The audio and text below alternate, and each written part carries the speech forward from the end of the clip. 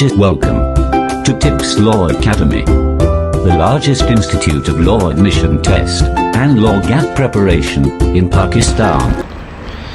Assalamu alaikum to all of you. Hope so you all are enjoying good health and are safe and sound at your homes. Today we are going to make discussion on 48th very important essay on the topic role of United Nations. इक़वाम मुत्तहिदा का किरदार. आज के हम इस ऐसे में जो है देखेंगे कि what is meant by United Nations, ये क्या चीज़ है, कौन सी ऑर्गेनाइजेशन है, ये क्या काम करती है. तो देखते हैं कि basically it is an intergovernmental organisation जो कि 24 अक्टूबर 1945 को इस्टेब्लिश की गई.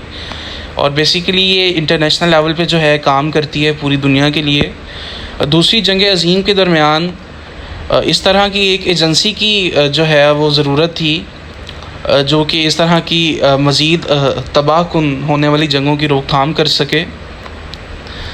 तो उसके लिए जो है यूनाइटेड नेशन का जो चार्टर है उसको ड्राफ्ट किया गया इन अप्रैल जून 1945. और ये जो चार्टर था ये 24 अक्टूबर 1945 को जो है अमली तौर पे वजूद में आया. और यूनाइटेड नेशन ने जो अपने ऑपरेशंस हैं उनको स्टार्ट करना शुरू किया. अमन व अमान कायम करने और सिक्योरिटी के साथ साथ यूनाइटेड नेशन जो है उसने और बहुत से इंपॉर्टेंट ऑब्जेक्टिव मकासद थे जिनमें डेवलपिंग फ्रेंडली रिलेशंस, दोस्ताना ताल्लुकात कायम करना मुख्तलिफ ममालिक के दरमियान. और बेसिकली फिर इक्वल राइट्स थे कि बराबरी के हकूक़, रिस्पेक्ट, इज़्ज़त and self determination of people achieving worldwide cooperation to solve international economical, social, cultural and humanitarian problems. पूरी दुनिया में माशरती, कल्चरल और ह्यूमैनिटेरियन जो प्रॉब्लम्स थी, मुश्किलात था, उनको सॉल्व करना, उनके हल निकालना. और ह्यूमन राइट्स जो हम ऐसे पढ़ चुके हैं उसके रिस्पेक्ट करना, उसकी बका को कायम रखना और उसको प्रमोट करना. और उसके अलावा एक ऐसा जो सेंटर जहाँ पे जो ममालिक हैं वो आपस में कोऑर्डिनेट करेंगे और जो उनकी एक्टिविटीज़ हैं और जो उनके एक्शंस हैं वो किसी न किसी हद तक जो है फ़ायदेमंद साबित होंगे. तो अभी तक हमने यूनाइटेड नेशंस को देखा कि जब ये फॉर्म हुई तो उसके बाद इसने अपने ऑपरेशंस को स्टार्ट करना शुरू किया. सबसे पहले तो दुनिया में अमन व अमान कायम करना था कि ममालिक जो है मज़ीद जंगें नहीं करें. पूरी दुनिया के जो ममालिक हैं वो आपस में अमन व अमान से रहें, इत्तेहाद से रहें, सिक्योरिटी हिफाजत.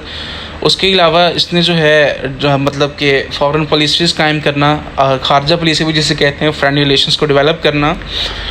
और दैन जो हमने चीज़ें पढ़ी कि इन social, economical, cultural, humanitarian problems और ह्यूमन राइट्स वगैरह की हिफाजत करना, इनको प्रमोट और सपोर्ट करना. और इसके अलावा ये है कि हम कहाँ पे थे, ठीक है, जो जनरल पर्पस था यूनाइटेड नेशन का वो होमोजेनिटी था with that of League of Nation. Its structure and functions to are in congruity with its predecessor. Some goes with its principal organs and related agencies.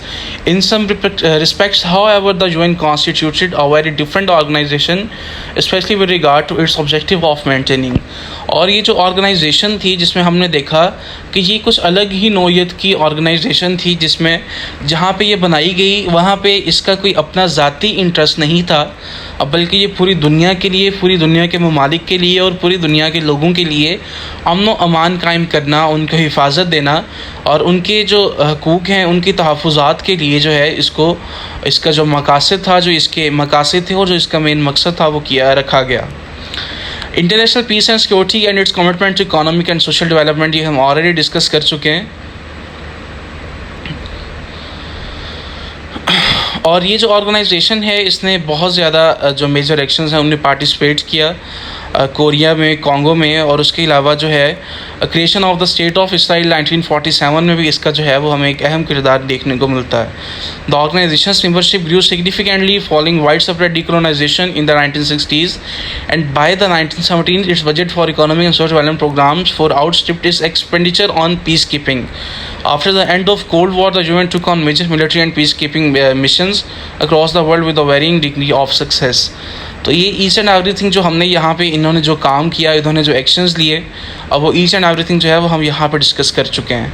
तो basically अगर हमें United Nations के बारे में कोई भी ऐसे है कि अक़वाम मुत्तहिदा, बेसिकली हमें इसके MCQs काफ़ी आते हैं कि ये कब इस्टेब्लिश हुई, इसका काम क्या है, इसमें कितने अरकान शामिल हैं, या आपको फ़लाँ कंट्री का नाम दे के पूछा जाता है कि ये यूनाइटेड नेशंस का मेंबर है या नहीं है। तो इस लिहाज से आपने फ़र्स्ट ऑफ़ ऑल तो इसको जो है ऑब्जेक्टिव के लिए MCQs के लिए प्रिपेयर करें, और सेकेंडली जो इसके कब बनी, किस तरह बनी, इसकी ज़रूरत क्यों पेश आई, और फिर इसके जो मकासद थे वो क्या थे, उसमें हमने ईच एंड एवरीथिंग जो है वो डिस्कस की, और फिर इसने जोन से एक्शंस में पार्टिसिपेट किया, इसने जो काम किए वो हमने डिस्कस किए। तो ये जो है रोल ऑफ यूनाइटेड नेशंस ऐसे हैं, हम इसको कंप्लीट कर चुके हैं। In case of any misconception or queries, you can freely contact me, and you can also contact TIPS Law Academy and team for law admission test and law GAT preparation. Thank you so much regard. Thank you for watching us. Kindly subscribe this channel and press bell icon for more updates in future.